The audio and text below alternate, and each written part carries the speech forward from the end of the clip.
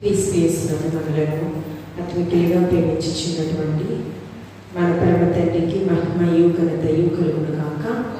ఆమేన్. దేవాది దేవుడు సజీవ లెక్కలో ఉంచి ఆయన సన్నిధానంలో నిలిచేటటువంటి గొప్ప వాక్యము నాకు మనందరికీ కూడా దయచేస్తున్నాడు. ఈ కడవరి దినాలలో దేవుని స్వరము ఉన్నటువంటి వారే ఇహమందు పరమందు ధన్యులవుతారు. పరిశుద్ధ వేదంలో లూకాసు సువార్త 11వ అధ్యాయము 28వ వచనం చదువుకున్నాము. లూకాసు సువార్త 11వ అధ్యాయము 28వ వచనం చదువుకున్నాము. ఆయన అవును గాని దేవుని వాక్యము విని దేవుని యొక్క వాక్యము విని దానిని కైకొను వారు మరీ ధన్యులంట. వాక్యమై ఉన్న దేవుడు ఆదియందు వాక్యము నేను వాక్యము శరీరధారిగా కృపా సత్య సంపూర్ణుడిగా మన మధ్య నివసించుచు ఉన్నది. యోహాను సువార్త 1వ అధ్యాయం 1వ వచనం. వాక్యమై ఉన్న దేవుడు వాక్యము మనల్ని బ్రతికిస్తుంది, నిత్య జీవానికి చేర్చేటటువంటి మార్గమై ఉన్నది. ప్రార్థన మన స్వరముతో దేవుడితో మనం ప్రార్థిస్తూ ఉన్నాం. వాక్యం అనగా దేవుని స్వరం. వాక్యమై ఉన్న దేవాది దేవుడు దేవుని స్వరముతో మనతో మాట్లాడుచున్నాడు కదా. మానవ స్వరముతో మనం ఈ లోకంలో బ్రతికితే ఎలాగా నిష్ప్రయోజనకరంగా ఉంటాము. దేవుని స్వరము తాకిడి మనము పొందుకుంటే ఇహమందు పరమందు ప్రయోజనకరంగా మరి ధన్యులవుదురు అంటే మరి ఎక్కువగా ధన్యులవుతామని యోహాను సువార్తలో తెలియపరుస్తున్నాడు. దేవుని యొక్క స్వరము విన్నటువంటి వారు ఏ విధంగా ఆశీర్వదింపబడ్డారు. దేవుని యొక్క స్వరమును నిర్లక్ష్య పెట్టి మానవ స్వరముతో మానవ స్వభావంతో ఉన్నటువంటి వారు ఏ విధంగా దేవుని అభిషేకాన్ని కోల్పోయారు అనే దాని గురించి మనం చూద్దాం. పరిశుద్ధ గ్రంథంలో అపోస్తలుల కార్యములు 2వ అధ్యాయము 13వ వచనం చదువుకుందాము. అతడు తలవాకిటి తలుపు తట్టుచుండగా రోదేయను ఒక చిన్నది ఆలకించుటకు వచ్చెను. ఒక యవన కుమార్తె అంట. ఆ ముందు వచనాలలో మనం చూస్తే సంఘమంతా అత్యాశక్తితో ప్రార్థన చేస్తున్నారు. ప్రార్థన చేసినప్పుడు ఆ ప్రార్థనకు జవాబుగా విడుదల వచ్చింది. తలుపు తట్టుచున్నటువంటి వ్యక్తి ఎవరంటే పేతురు గారు. తలుపు తట్టుచుండగా రోదే అను ఒక చిన్నది ఆలకించిందంట. ఎవరు ఆలకించారు? తలుపు తట్టుచు ఉన్నప్పుడు వారి స్వరము ఎవరు విన్నారంటే యవ్వన కుమార్తె అయినటువంటి రోదే మాత్రమే ఉంది. ఇంకెవరు ఉన్నారు అక్కడ? 5వ వచనం చదవండి. పేతురు చెరసాలలో ఉంచబడెను. సంఘమైతే అతని కొరకు అత్యాశక్తితో ఆ దేవునికి ప్రార్థన చేస్తూ ఉన్నారు. విడుదల రావాలి, ప్రార్థన పరమ తండ్రి చెవి ఇవ్వాలి కదా. దేవుని యొక్క ఆత్మాభిషేకం పొందుకున్నటువంటి అపోస్తులుడైన పేతురు యొక్క స్వరము సంఘమంతా వినలేదు. యవ్వన కుమార్తె అయినటువంటి హృదయ మాత్రమే స్వరము విని ఉన్నది. చిన్నది ఆలకించుటకు వచ్చెను. అభిషక్తుని స్వరము గుర్తుపట్టి సంతోషము చేత తలుపు తీయక లోపలికి పరిగెత్తుకుని పోయి పేతురు గారు వచ్చారని సంతోషంగా ఆ సంఘమంతటికి కూడా ఆ విషయం తెలియపరచబడింది. పేతురు తలుపు దగ్గర ఉన్నారు, మీరు రండి అని పిలుస్తూ ఉన్నప్పుడు పిచ్చి దాని వలె నీవు మాట్లాడుచు ఉన్నాం. తాము చెప్పినది నిజమే అని చాలా గట్టిగా దృఢముగా మరలా చెప్పుచూ ఉన్నది. ఆమె దృఢముగా చెప్పినప్పుడు వారు దేవుని యొక్క దూత అనుకుని అక్కడికి వెళ్ళారు. కానీ అక్కడ చూసినప్పుడు పేతురు ఇక్కలు తట్టుచున్నందున వారు తలుపు తీసిన తరువాత విభ్రాంతి నొందారు. అంటే హృదయ అనే చిన్న బిడ్డ యవన బిడ్డ దేవుని యొక్క స్వరం వింది, దైవజనుడు వచ్చాడు. కానీ మాకంత విశ్వాసం ఏ రీతిగా సన్నగిలింది అనేటటువంటి ఆశ్చర్యము వారిలో కనిపిస్తుంది. మగ్దలేని మరియ 7 దయ్యముల నుంచి విడుదల పొందింది. యేసుక్రీస్తు ప్రభువారు పునరుద్ధానుడైన తర్వాత మొట్టమొదటి ప్రత్యక్షత మగ్దలేని మరియకు మాత్రమే కనిపించింది. మరియా అని పిలవగానే రబ్బూని బోధకుడా అని ఆయన్ని తాకుచూ ఉందంట. నేను పరమ తండ్రికి ఇంకా దగ్గరికి ఇంకా కొనిపోబడలేదు, నీవు నన్ను ఈ విషయం వెళ్ళి ఎవరికి చెప్పాలి? అపోస్తలులకు. ఎవరైతే సంఘమంతా వేదనతో ప్రార్థన చేస్తూ ఉన్నారో వారికి వెళ్ళి నువ్వు చెప్పాలి. అపోస్తలులకు శిష్యులకు చెప్పినప్పుడు వారు ఏమన్నారు? ఈమెకు మరలా దయ్యము పట్టింది. ఎక్కడి నుంచి? దయ్యము నుంచి ఆమె విడుదల పొందింది, దురాత్మల నుంచి ఆమె విడుదల పొందింది. మరలా ఎందుకన్నారన్నమాట? అపోస్తలులు ఒకవేళ కనిపిస్తే మాకు కనిపించాలి. ఎందుకంటే యెరూషలేము దేవాలయాన్ని వ్యాపార గృహంగా వారు చేస్తూ ఉన్నప్పుడు, నా మందిరం సమస్త జిల్లకు ప్రార్థనా మందిరం మీకు తెలియదా? దీన్ని దొంగల గృహంగా మీరు ఎలా చేస్తూ ఉన్నారు? ఈ మందిరాన్ని పడవేసి నేను 3 దినాల్లో కడతాను అన్నాడు. మందిరం అనగా క్రీస్తు సంఘము. మొదటి రాయి క్రీస్తు. ఈ రాయి మీద నా సంఘమును కట్టాలి పేతురు అన్నాడు కదా. ఉత్థానానికి సాదృశ్యంగా 3 దినములు కనిపిస్తూ ఉంది. మరణాన్ని చేయించి 3వ దినము తిరిగి లేచడం. ఈ యొక్క మందిరములు ప్రతి ఒక్క మనిషి చేత కట్టబడుచు ఉన్నాయేమో కానీ సమస్త గృహములు పరిశుద్ధుడైనటువంటి త్రియేక దేవుని చేత కట్టబడుచు ఉన్నవి అని హెబ్రీయులకు రాసిన పత్రిక 3వ అధ్యాయము 3వ వచనం చదువుదాం. ప్రతి ఇల్లును ఎవడైనా ఒకని చేత కట్టబడును, సమస్తమును కట్టువాడు. అందుకనే కీర్తనాకారుడు అంటూ ఉన్నాడు, యెహోవా ఇల్లు కట్టించని ఎడల కట్టువాని ప్రయాసం వ్యర్థము.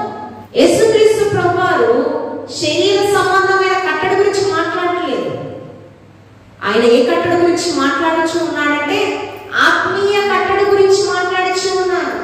ఆత్మీయ కుటుంబాలను కట్టువాడు, ఆత్మీయ కుటుంబంలో క్షేమాభివృద్ధిని దయచేవాడు, ఆత్మీయ కుటుంబాలలో ఫలాభివృద్ధిలోనికి నడిపించేవాడు ఆయనే. సమస్త కుటుంబములను, సమస్త గృహములను కట్టువాడు ఆయనే అంటూ ఉన్నాడు. అందుకని ఇక్కడ మనం చూస్తే చిన్న బిడ్డ చెప్పినటువంటి దానిని బట్టి పిచ్చి దాని వలె మాట్లాడుచు ఉన్నారు. ఎప్పుడైతే పేతురుని చూశారో వారంట ఆశ్చర్యపడ్డారంట. దేవుని యొక్క స్వరం వినటువంటి అపోస్తలుడైన పౌలు గారు మొట్టమొదటిగా సౌలు యొక్క స్థితిని గురించి మనం ఆలోచన చేస్తే, యూదా మత ప్రావీణ్యము కలిగినటువంటి వాడు, యూదా గ్రంథములను, ధర్మశాస్త్రాన్ని పఠించినటువంటి వ్యక్తి, మహా జ్ఞానవంతుడు. ఈయన స్టెఫను యొక్క మరణాన్ని కూడా ఆమోదించినటువంటి వ్యక్తి. ఈ 9వ అధ్యాయం 1వ వచనంలో అంట, ఆ దినాలలో దేవుని యొక్క పరిచర్యకు ఆటంకపరుస్తూ శిష్యులను చంపుటకు కూడా ఏమాత్రము వెనుకాడినటువంటి జీవితం అంట సౌలు జీవితం. దేవుని యొక్క పరిచర్యను పాడు చేసినటువంటి జీవితం అంట సౌలు యొక్క జీవితం.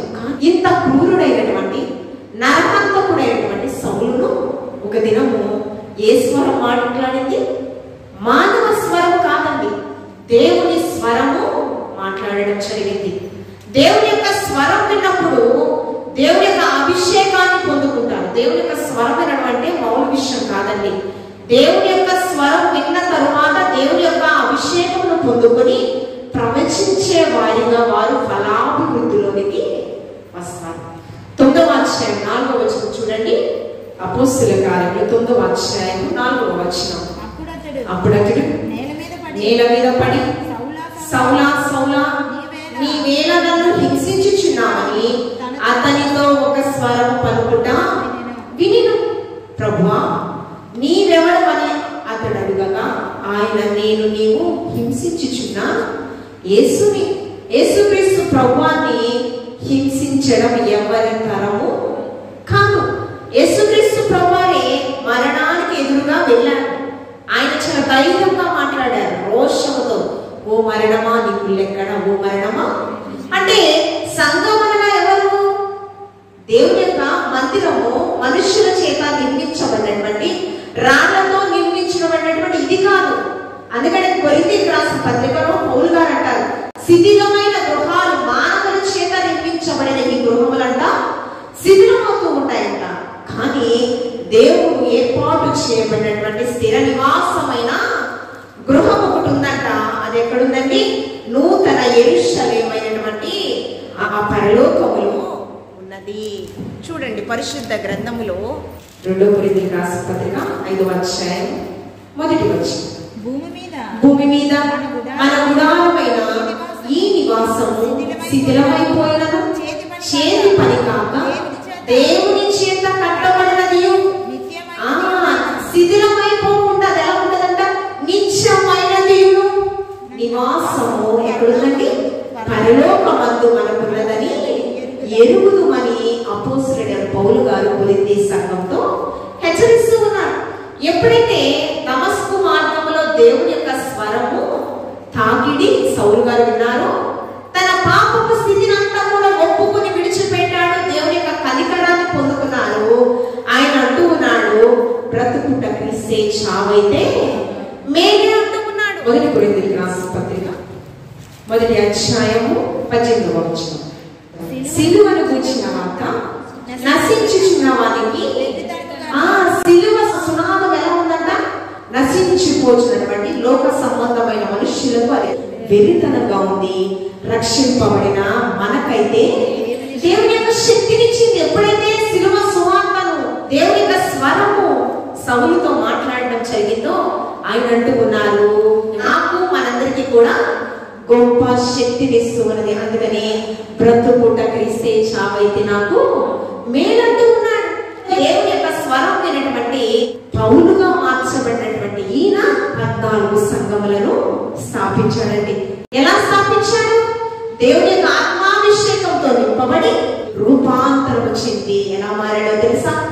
క్రీస్తు సైనికుడిగా, క్రీస్తు చిత్తానుసారంగా బ్రతికాడు పౌలు. 14 సంఘములను స్థాపించాడు.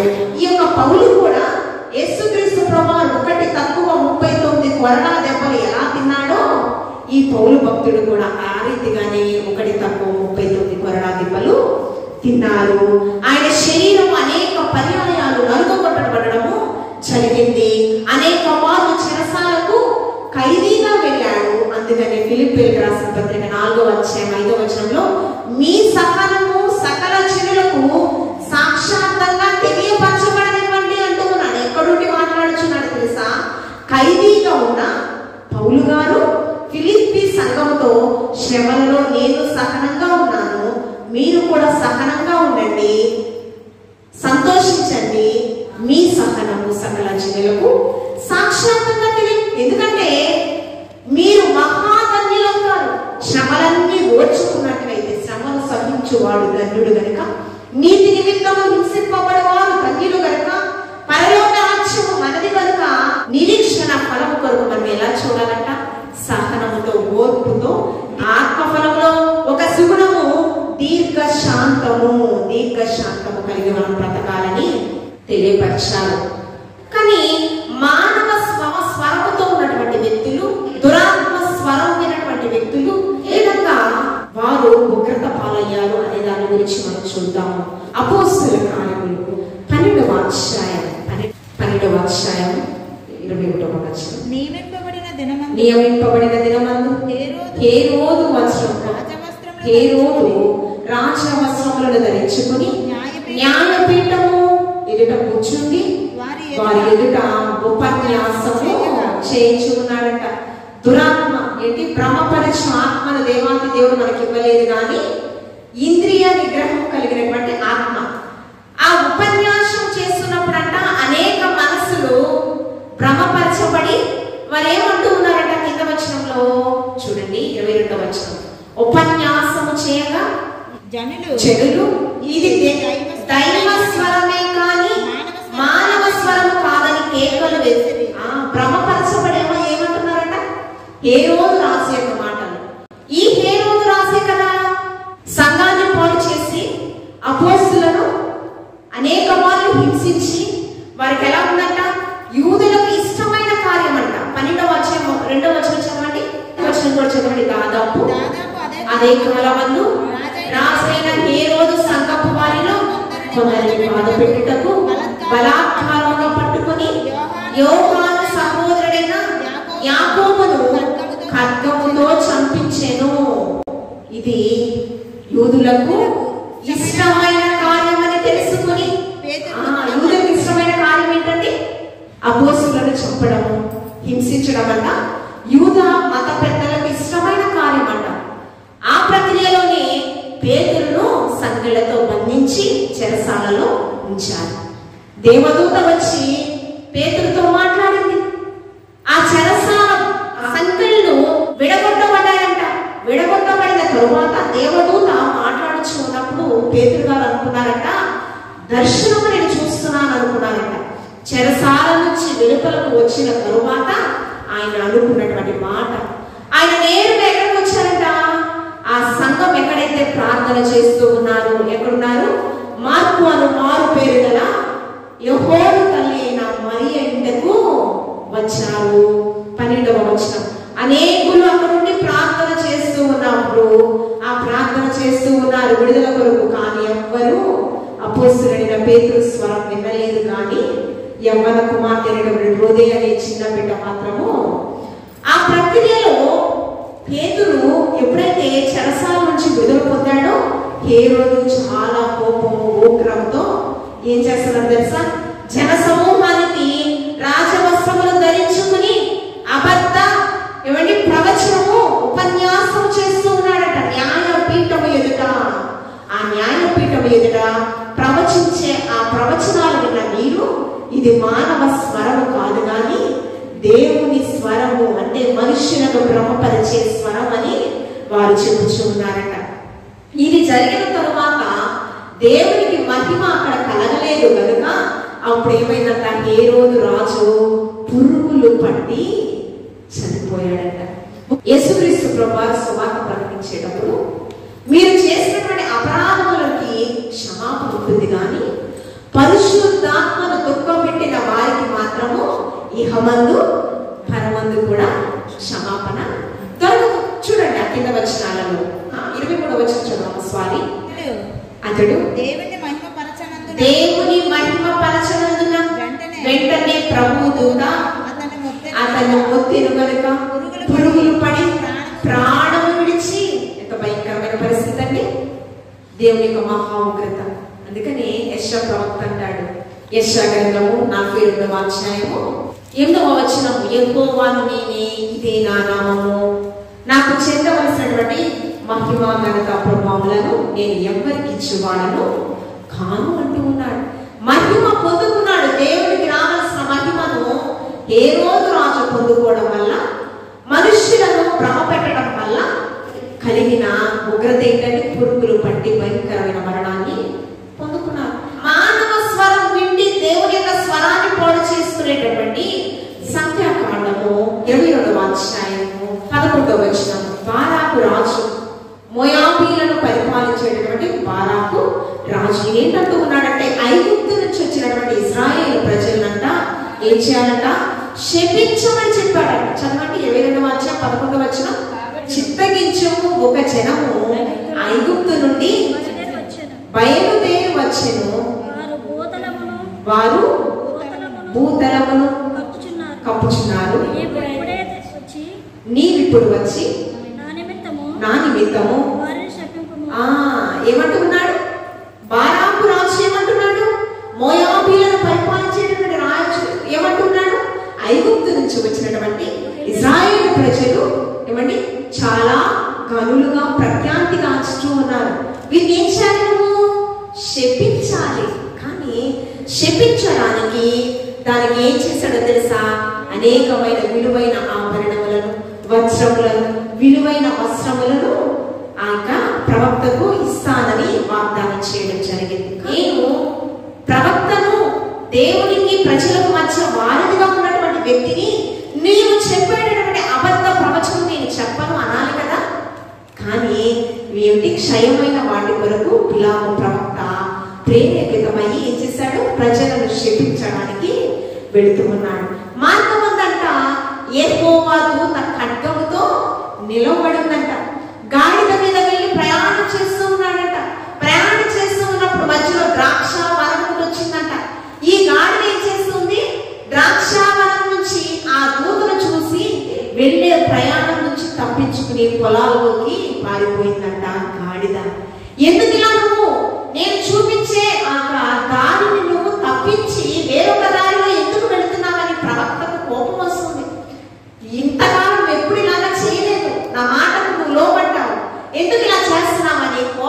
తప్పించుకుని పలుమార్లు గాడిదను కొట్టడము జరిగింది. ఒక మారు ద్రాక్షవనంలో అటుక గోడ ఇటుక గోడ అడ్డుగా ఉందంట. ఎదురుగా దేవదూత ఖడ్గంతో నిలిచిందంట. ఆ ద్రాక్ష అంటే వెనుకకు వెళ్ళే దారే లేకుండా ఆ గోడకు ఇరువైపులా ఎదురుగా ఏమో దూత నిలబడింది. వెనుకకు వెళ్ళే మార్గమే, తప్పించే మార్గమే లేదు. బిలాము ప్రవక్త గాడిదతో ప్రయాణించేమనేమో అనేక మార్లు కొట్టడం జరిగింది. అప్పుడు గాడిద మాట్లాడుతుంది. గాడిదతో బుద్ధి చెప్పించాడంట. ఏమైనా మాట్లాడింది చూడండి. సంఖ్యాకాండం 22వ అధ్యాయం 21వ వచనం. అప్పుడు యెహోవా ఎవరికి వాక్కునిచ్చాడండి? ఇప్పుడు బిలాము ప్రవక్త, ప్రవచించేటటువంటి వ్యక్తి, ప్రవచనాలు చెప్పేటటువంటి వ్యక్తి కదా. దేవదూతను ఎవరు చూడాలి? ప్రవచించే ప్రవక్త దేవదూతను తెలుసుకోవాలి కదా. కానీ మోగ జీవి గాడిదకు గంత కట్టి మరీ తీసుకుని వెళ్తున్నాడు శపించడానికి. గంత కట్టబడిన గాడిద దూతను చూసింది. అంటే ఇక్కడ బిలాము ప్రవక్త ఆత్మీయ అంధత్వంలో అతడున్నాడు. ఎవరు? గాడిద గంత కట్టబడినా కూడా దేవుని యొక్క స్వరం వినేటటువంటి. అందుకని నీవు స్తుతించకపోతే రాడు. పక్షులు మన వార్తలు దేవుని ఎదురు చేరవేస్తాయంట. అంటే మూగ జీవులలో దేవుని యొక్క అభిషేకాన్ని నింపడానికి యోనా గారిని తిమింగళం నింపింది కదా. తిమింగళము ఎవరి యొక్క మాటకు, ఎవరి స్వరం విని లోబడింది? దేవుని యొక్క స్వరం వింది తిమింగళం కదా. చేప కొడుకులో 3 దినాలు సురక్షితంగా ఉన్నాడంటే దేవుని యొక్క స్వరం వింది. ఏమని? నీ కడుపులో ఉన్నది సామాన్యమైన వ్యక్తి కాదు, ప్రవచించే ఒక ప్రవక్త. ఆ ప్రవక్తకు హాని కలిగించే పనులు నువ్వేం చేయడానికి వీల్లేదు. స్వరం వింది దేవుని యొక్క మాటకు. ఆ తిమింగళము లోబడింది. సముద్రములో మునుగుచూ ఉన్నప్పుడు అలలకి ఇప్పుడు పేతురు గారు అంటున్నాడు, ఈ యొక్క నామ మునిగిపోచున్నది, నీకు చింత లేదా ప్రభా? సముద్రానికంట దేవుడు ఆదేశించారట. ఆ తుఫానును ఆదేశించగా అది నిమ్మళపరచబడిందంట. అంటే సృష్టి దేవుని యొక్క మాటకు లోబడి ఉండదు. ఇక్కడ గాడిద కూడా దేవుని యొక్క స్వరం వింటుంది, దేవుని యొక్క మాటకు లోబడుచుంది. మనం చేయకపోతే ఆయన పనులు సృష్టితో చేంజ్ చేసుకుంటాడు. అందుకని యెషయా గ్రంథం 1వ అధ్యాయం 2వ వచనంలో ఆకాశం ఆలకించు, భూమి చెవియకు, నా బిడ్డలను పెంచి పెద్దవారిగా చేశారు, వారు నా మీద. అంటే సృష్టితో మాట్లాడుతూ ఉన్నాడు. బిలాము మానవ స్వరం విన్నాడు, మానవ స్వరానికి లోబడ్డాడు. అందుకని ఏం చేశాడు? ఫలితంగా గాడిద చేత బుద్ధి చెప్పించబడ్డాడు. ఏమండి? గాడిద నోరు తెరిచాడంట. ఎవరు? యెహోవా దేవుడు. మరలా చెప్పమ్మా. యెహోవా గాడిద నోరు తెరిచి అది నీవు నన్ను ముమ్మారు కొట్టితివి, నేను నిన్నేమి చేసింది? బిలాముతో అనగా, బిలాము నీవు నా మీద తిరుగుబడుచున్నావు, నా చేత ఖడ్గమున్న ఎడల నేనే నిన్ను చంపివేయుదును అనెను. అందుకు గాడిద, నేను నీ దానినైనది మొదలుకొని ఇప్పటి వరకు నీకెప్పుడు నేను నీ మాటకు లోబడే నేను ప్రవర్తించాను కదా, అనేక మార్లు నీకు వాహనంగా నేను ఉపయోగపడ్డాను కదా, ప్రయాణాలలో ఎప్పుడు కూడా నీకు అసౌకర్యం కలగలేదు కదా, ఎప్పుడైనా నీకు చెడు చేసినా అని బిలాముతో అనగా, అందుకు లేదా నేను అంతలో యెహోవా బిలాము కన్నులు తెరిచిన తరువాత యెహోవా దూతనంటే ఎవరు చూశారు? బిలాము. గంట కట్టిన గాడిదేమో దేవుని యొక్క దూతను చూసింది. గంట లేనిటువంటి ఏమంటే ప్రవక్త ఏమో దేవుని యొక్క దూతను చూడలేకపోయాడంటే అవిశ్వాసపు పరులతో, పాపముతో బిలాము ప్రవక్త క్షయమైన ధనములో ప్రేరేపితమయ్యాడు. ఫలితే దేవుని యొక్క స్వరము విన్నాడు, పొరలు తొలగింపబడ్డాయో అప్పుడు దేవుని యొక్క దూతను స్పష్టంగా చూడడము జరిగింది. దేవుని దూతతో మాట్లాడడం కూడా జరిగింది. జరిగిన తరువాత దేవాది దేవుడు ఏది ప్రవచించమంటే అదే వెళ్ళి ప్రవచించాడు. అప్పుడు బాగా కట్టాడు, నేనేం ప్రవచించమన్నాను, నువ్వేమి ప్రవచించావు? యెహోవా దేవుడు రోషముడైనటువంటి వ్యక్తి, ఆయనే నా ద్వారా ఆయన మాట ప్రవచించుకున్నాడని 3వ అధ్యాయం 11-12 అంతటా బారాకు బిలాముతో నీవు నాకేమి చేసితివి, నా శత్రువులను శపించుటకు నిన్ను రప్పించితివి కదా. అయితే నీవు వారిని పూర్తిగా దీవించితివి. అందుకతడు యెహోవా నా నోట ఉంచిన దానిని నేను శ్రద్ధగా ఆ జీవం కలిగినటువంటి దేవాది దేవుడు చెప్పినటువంటి మాటలు శ్రద్ధగా పలకడము జరిగింది. అంతేకాకుండా దేవుని స్వరం వినటువంటి సమూయేలు బాల్య వయసులో మొదటి సమూయేలు గ్రంథం 3వ అధ్యాయము 1వ వచనంలో దేవుని యొక్క ప్రత్యక్షత చాలా అరుదుగా ఉందంట. యెహోవా వాక్కు ప్రత్యక్షమగుట అరుదుగా ఉన్న సమయాలలో దేవుని యొక్క సన్నిధిలో దీపం ఆరిపోకుండా ఏమండి యాజక ధర్మం శిష్యుడుగా ప్రవర్తిస్తూ ఉన్నాడు. దేవుని సన్నిధిలో ఎదుగుచున్నటువంటి బాలుడైన సమూయేలు, ప్రవక్త అయినటువంటి ఏలీకే దేవుని యొక్క ప్రత్యక్షత లేదు. కానీ దేవుని స్వరం అంట ముమ్మారు సమూయేలుతో మాట్లాడడం జరిగింది.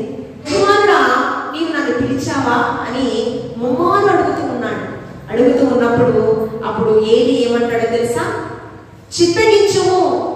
9వ వచనము చదువు. యెహోవా నీ దాసుడు ఆలకించుచున్నాడు. యెహోవా నీ దాసుడు ఆలకించుచున్నాడు. ఆజ్ఞను ఇమ్మని చెప్పమని ఎవరు చెప్పాడు? దైవజనుడైనటువంటి ఇక్కడ ప్రత్యక్షత యాజకుడైనటువంటి ఏలీకి రాలేదు, ఏలి యొక్క కుమారుడికి రాలేదు. కానీ దేవుని యొక్క స్వరం నేలా ఎవరు పెంచాలంటే తన తల్లి అయినటువంటి హన్నా పెంచింది. అంతేకాకుండా న్యాయాధిపతుల గ్రంథం 11వ అధ్యాయం 37-38 వచనాలలో నేను ఇది ఎందుకు చెప్తున్నానంటే మీరు రాసుకుంటారు కనుక తీయనవసరం లేదు. ఇక్కడ యెఫ్తా అమోరీల మీద విజయం చేసి వచ్చిన తరువాత ఎదురుగా కుమార్తె వచ్చినప్పుడు అదే ఎదురుగా ఏమొస్తే నేను బలి అర్పిస్తాను ప్రభువా అని చెప్పినప్పుడు ఆ ఎదురుగా తంబుర సితార నాట్యంతో కుమార్తె పాటలు పాడుచు తండ్రిని ఎదుర్కొంది. నా కుమార్తె నువ్వెంతగా చేశావు, నేను దేవుని ఎదురు ఒక ఒడంబడిక చేశాను, నాకు ఎదురుగా ఏదొస్తే అది దేవునికి నేను బలిగా ఇస్తానని ఇప్పుడు నేనేం చెయ్యాలని బట్టలు చెప్పుకుంటూ ఏడుస్తూ ఉన్నాడు యెఫ్తా. కానీ నా కుమార్తె అంటుంది, నీవు దేవుని యొక్క చేసినటువంటి ఒడంబడికను వెనుకకు తీసుకోకు నాన్నగారు, నేను నా కన్యత్వము కొరకు, నేను దేవుని కొరకు ప్రతిష్ఠింపబడట కొరకు నేనేం చేస్తాను? 2 నెలలు ఉపవాస ప్రార్థన చేస్తాను నా కన్యత్వము కొరకు. నా స్నేహితులను ఎత్తైన కొండ మీదకు తీసుకుని వెళ్ళి 11వ అధ్యాయం 37-38 వచనాలు 37-38 వచనాలు దేని కొరకండి? తన స్నేహితులు కన్యత్వము కొరకు ఏమంటే ఉపవాస ప్రార్థన ఏమి చేసిందంట. ఎవరి స్వరం వినడానికి 2 మాసాలు ఏమంటే దేవుని యొక్క స్వరం. మన బిడ్డల్ని కూడా దేవుని యొక్క స్వరం వినేలా మన బిడ్డల్ని పెంచాలి. అపోస్తలుల కార్యములు అంత్య దినాలలో 2వ అధ్యాయం 17వ వచనంలో అంత్య దినములందు మనుషులందరి మీద నా ఆత్మను నేను కుమ్మరించెదను, మీ కుమారులను కుమార్తెలను ప్రవచిస్తారు, యవ్వనులు దర్శనము చూస్తారు. అంత్య దినాల్లో దేవుని యొక్క స్వరం ఎవరైతే వింటారో వారు ఏం చేస్తారంట? కుమారులు యవ్వనులు ప్రవచించడమే కాదు దర్శనాలు చూస్తారు. అలా చూసిన వారు ఇహమందును పరమందును ధన్యులవుతారు. ఆ రీతిగా మనం పెరుగుతూ ఆత్మీయతలో మన బిడ్డలను కూడా ఆత్మీయ స్థితిలో ఫలాభివృద్ధిగా ఉంచేవారిగా మన జీవితం ఉండాలని స్త్రీ తలుచుకుంటే చెయ్యలేని కార్యము ఏమీ లేదు. హన్నా తలుచుకుంది తన కుమార్ని దేవుని యొక్క స్వరం వినేలా పెంచింది. దేవుని యొక్క ఆత్మాభిషేకం పొందుకుని ప్రవచించే ప్రవక్తగా సమూయేలు మార్చబడ్డాడు. మన బిడ్డలు కూడా ప్రవచించే వ్యక్తులుగా, దేవుని యొక్క స్వరాన్ని వింటూ దర్శనాలు చూసేటటువంటి వ్యక్తులుగా మన బిడ్డలు ఉన్నట్లయితే పరలోక రాజ్య పౌరులుగా వారు చేర్చబడతారు. దేవాతి దేవుడి మాటలు మనందరి వెనుకల్లో బహుగా ఫలింపచేయుగాక. ఆమె పరిశుద్ధురాని వందనాలు. హృదయాన్ని యవ్వన కుమార్తె నీ మెల్లని స్వరం దైవజనుడు అభిషిక్తుడైనటువంటి పేతురు యొక్క స్వరం విన్నది ప్రభువా. అటువంటి పాత్రగా పరిశుద్ధ గ్రంథంలో జీవ గ్రంథంలో ఆమె పేరు నీవు లిఖించబడ్డావు ప్రభువా. సువాసనం ప్రభువా, పేతురు అనే మాటకు గులాబీ ప్రభువా, అనేకులను ప్రభు వైపు సువాసనగా ప్రభావితం చేసేటటువంటి వ్యక్తిగా, ఆశీర్వాదకరమైన కుమార్తెగా బిడ్డని మీరు ఆశీర్వదింపచేసి జీవ గ్రంథంలో ఆవిడ పేరు లిఖించావు. ఆ రీతిగా మీరు మాకు ఇచ్చినటువంటి గర్భఫలాలు, బిడ్డల పేర్లు కూడా ఆ జీవ గ్రంథంలో లిఖించబడినట్లు మేము కూడా అట్టి రీతిగా ఆధ్యాత్మిక చింతన కలిగి మా బిడ్డలను కూడా ఆత్మీయతలో పెంచే విధంగా పరిపూర్ణమైన జ్ఞానంతో బిడ్డల్ని మీరు అభిషేకించుకోమని, మీ తలాంతులతో ప్రభు బలపరచమని క్రీస్తు పరిశుద్ధ నామములో అడిగి వేడుకుని ప్రార్థించుచున్నాము తండ్రి. ఆమేన్.